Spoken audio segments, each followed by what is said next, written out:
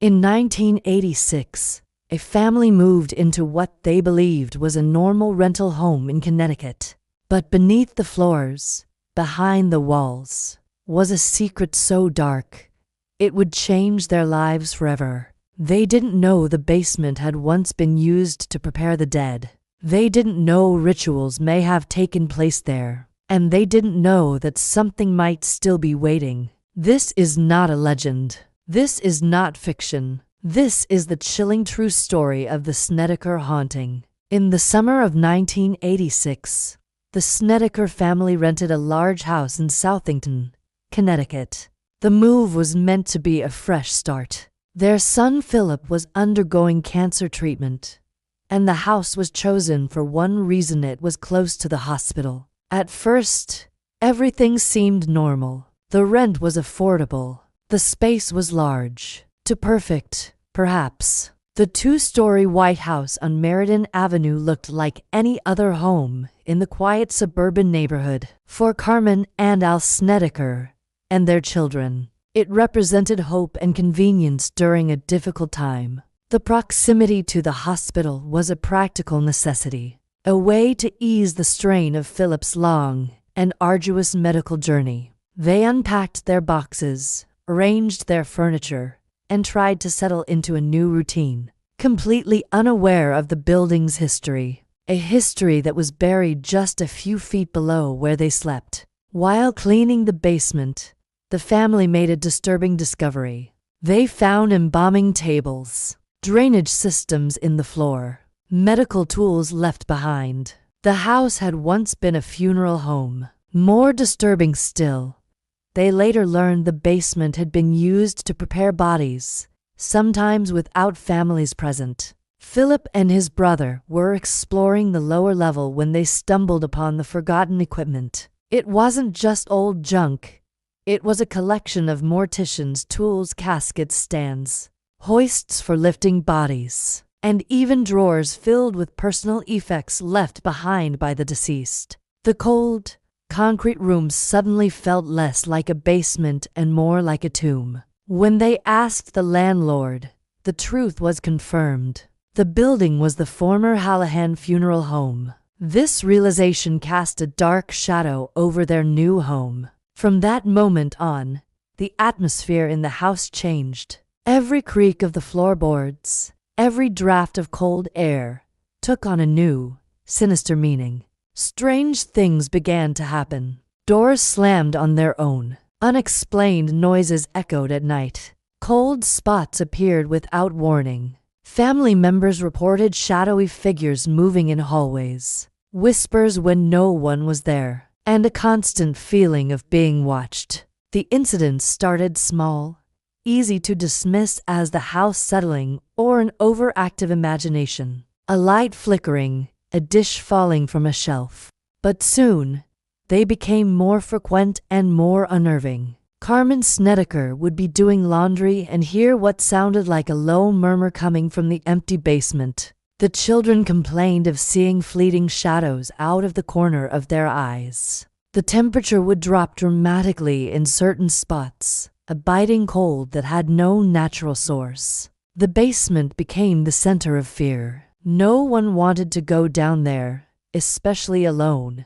It was the place where the feeling of being watched was the strongest, a place that felt profoundly unwelcome. Over the following weeks, the activity intensified. Some family members claimed they were physically touched, pushed, grabbed. Philip reported seeing dark figures standing near his bed. Others described violent nightmares and sudden mood changes. The house felt heavy, oppressive, as if something unseen was feeding on fear itself. One of the most terrifying claims involved one of the Snedeker nieces who was visiting. While taking a shower, she said the shower curtain wrapped around her face, trying to suffocate her, while the water suddenly turned scalding hot and then ice cold. Another account described Carmen being mopped with filthy water by an unseen force. The family's behavior started to change. They became irritable, withdrawn, and constantly on edge.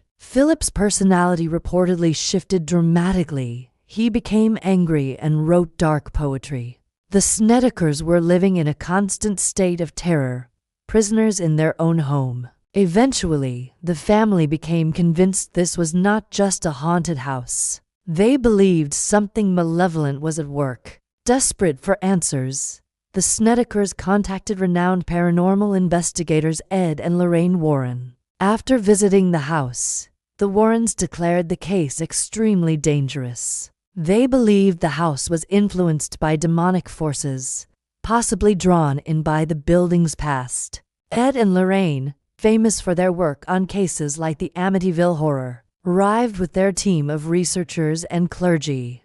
Lorraine, a clairvoyant, immediately sensed a powerful, negative presence upon entering the home. She claimed the entities within were inhuman and had been drawn to the site due to the morbid activities that took place in the funeral home, alleging that necrophilia and other dark rituals had occurred there. According to Lorraine Warren, the energy in the basement was among the darkest she had ever encountered. The Warrens organized an exorcism of the house. Religious blessings were performed. Warnings were given, but the activity did not fully stop, though it reportedly subsided for a time, allowing the family a brief period of peace before they eventually moved out.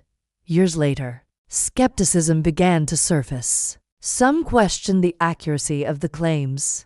Others suggested stress, illness, and suggestion may have played a role. The author Ray Garton, who was hired by the Warrens to write the book In a Dark Place, The Story of a True Haunting, publicly stated that he was instructed to sensationalize the story. He claimed that when he pointed out inconsistencies in the family's accounts, Ed Warren told him, "All the people who come to us are crazy. Just use what you can and make the rest up." This cast a significant shadow of doubt on the entire case. Critics pointed to the immense stress the family was under due to Philip's cancer and the financial strain it caused. Could these pressures have created a perfect storm for a shared psychological episode? Even within the family, accounts differed. Was the house truly haunted? Or was the horror amplified by fear, trauma, and belief? The truth remains unclear. The Snedeker haunting remains one of the most debated paranormal cases in American history. A house with a dark past, a family pushed to the edge, and a story that continues to divide believers and skeptics alike. It inspired the movie The Haunting in Connecticut, which further cemented its place in pop culture, though the film took significant creative liberties. For some, the case is undeniable proof of demonic infestation, a cautionary tale about the unseen world. For others, it's a story of human psychology, a look at how grief and fear can manifest in terrifying ways. The house itself still stands in Southington, a silent witness to the events that transpired within its walls. Was it demonic or psychological? You decide. If you enjoy true paranormal cases, unexplained mysteries, and stories that blur the line between reality and fear, subscribe to Nightmare Case Files, because some stories should never be forgotten.